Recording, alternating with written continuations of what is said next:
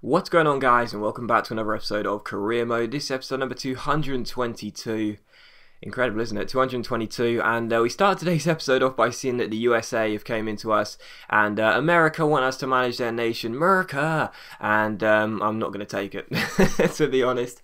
I do like the idea of having a project like that, you know, taking a nation. It's not bad, it's got good foundations, but turning them into a 5-star nation. But to be honest, we're so far into career mode, we won't get very far with it, and it'll seem like a bit of a waste of time.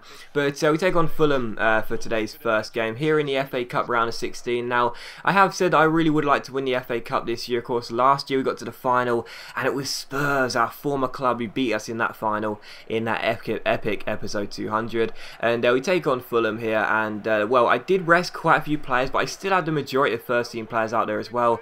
But the first chance would fall to us in the 10th minute here, and it was Oscar Polo running clear, but unfortunately he put his shot over the bar and out for a goal kick. And in the 12th minute, Fulham came forward. Our former player Dongu linked up with Kondogbia. Gutierrez made the challenge, but it only came out as far as number 7. He rolled it back in, and somehow Liali, I have no idea what happened there, but Liali came charging out of his goal. I didn't hold triangle or anything. He came out of his goal, Dongu backheeled it, and eventually the ball got played into the centre with Liali out of his goal. Kondogbia struck it and found the bottom corner. I positioned Robinson on the line because Liali came out of his goal. I had to charge back Robinson onto the line, but unfortunately Kondogbia's strike was so good it found the bottom corner, and Fulham went in front. So I was really annoyed about that because, yeah, I know sometimes I do call the goalkeeper out a bit too early, but that wasn't my fault. I didn't press it or anything. He just randomly came out and charged down the attacker for no reason. So Fulham in front in this game. They take a shot lead, and we had to respond. And directly from kickoff, we tried to. Oscar Polo busts out some of the 5-star skill moves and goes on a bit of a run here. Sprints through the centre. He's got a lot of pace and offloads it to Kelvin, and Kelvin drills it into the bottom corner. So a lovely run by Oscar Polo and a great finish by Kelvin to wrap it off. So Millwall 1, Fulham 1, and we're back on level terms very, very soon after the restart. And in the 31st minute, Suso goes on the left-hand side, offloads it to Oxlade-Chamberlain, who crosses the ball in, and it is that man, the £30 million man, Oscar Polo, wins the header, puts it past the goalkeeper, and makes it Millwall 2, Fulham 1. So the guy has had a very good start to his Millwall career. He's got a few goals, a couple of assists as well, and that's a really good header. So Millwall 2, Fulham 1, and thankfully we are in front in this game for the first time.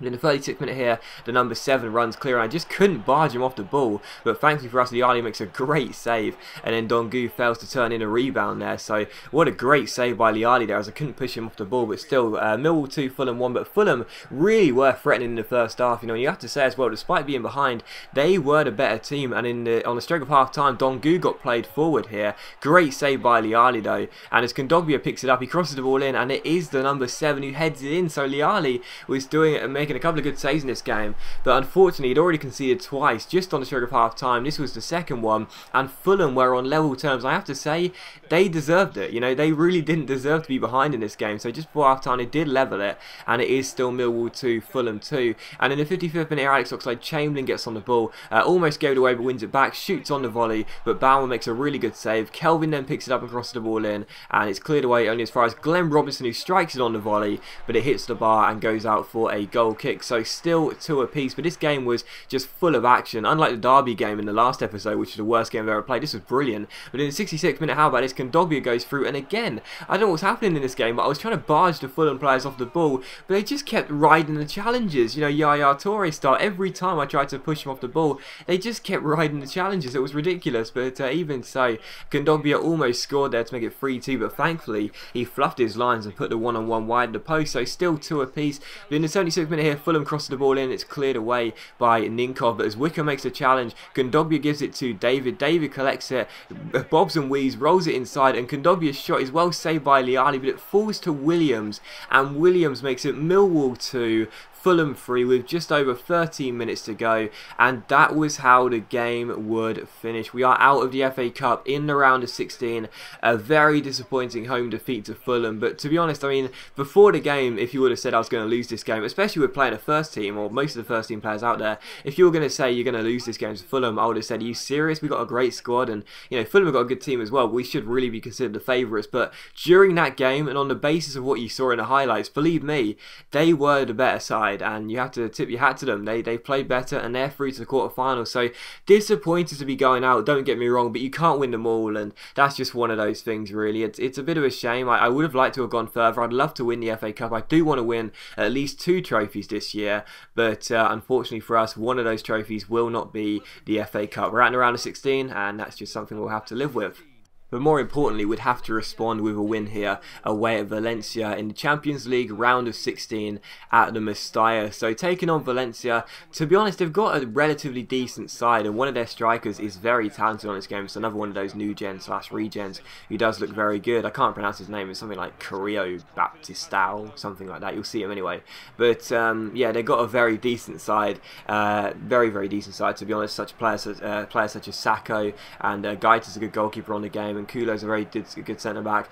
But I did play most of the first 11, I think all of the first 11 actually, other than a couple of players, because we needed to respond. You know, losing to Fulham was unacceptable. We had to respond here at the Mestalla against Valencia, and the first chance of the game would fall in the 12th minutes. Ezekiel goes on a run, drills in a cross, but Suzo's shot goes straight into the gloves of Gaeta, and he has a simple save. So still 0-0, but I was glad to get the first shot on target early on, and directly from Gaeta's kick out, it goes forward towards Ava Banega. Thankfully for us, we make the challenge, and as Shaw collects the ball here, he goes down the left hand side and plays a brilliant through ball for Ezekiel to run onto. He's got the pace, he keeps on going, beats Sacco, plays the ball backwards, spots the runner Suzo, picks him out, and that is a great finish by the former Liverpool man. He puts it into the bottom corner and makes it Valencia 0, Millwall 1. So Suzo gets the goal, and we're in front just before the quarter of an hour mark. And it was a great start for us, and it could have got even better just a few minutes later as Gutierrez picks out Luke Shaw. Shaw plays the ball over the top towards the run of Ezekiel, who goes through, but unfortunately Gaeta makes a really good save as he smothers his body and puts it behind for a corner. But all the early chances coming to us, which is what you like to see. And in the 24th minute, Suzo has a free kick here. He stands over it. We go through one of those whip balls into a dangerous area, and we pick out Luke Shaw, but unfortunately the left back's header goes just wide, and it's still 1-0. But all of the chances in the first half are coming to us, and that's exactly what you want to see in order to respond from a disappointing defeat to Fulham on the weekend. And in the 30th minute, Ezekiel goes on a wonderful mazy run, has to shoot from outside the area, but unfortunately again Gaeta is equal to it and puts it behind. So he had already been beaten once, but he was having a really good game, and from the corner it's crossed in. Eric Dier goes for the header, but again it's a good save by that man Gaeta. So still 1-0, and Valencia's goalkeeper doing everything he could to keep them in this game. And in the 39th minute, Liali plays the ball out wide towards Luke Shaw. Shaw collects it and gives it to Junior Milan, again his first start in like 3 months, of course, because he's coming back from that injury. Gets onto the ball here and offloads it towards Ezekiel. Ezekiel with a step over, keeps on going, plays a great ball into Oxlade-Chamberlain. Can he finish this time? Yes, we can make it 2-0. Oxlade-Chamberlain gets the goal, and it is Valencia 0, Millwall 2. So deservedly so. Just before half time, we do double our advantage, and rightfully so. You know, we were playing really well, and it was just frustrating that Gaeta was in such good form. But it's 2-0 here, and in the 44th minute, Valencia come forward. It was Carrillo Baptistao who strikes it, but thankfully for us, the shot goes just wide of Liali's post and out for a goal kick. But in the 53rd minute, well, we did indeed make it 3-0, and it is that man Junior Malanda starting for, like I said, the first time in about 3 months due to that long-term injury he had,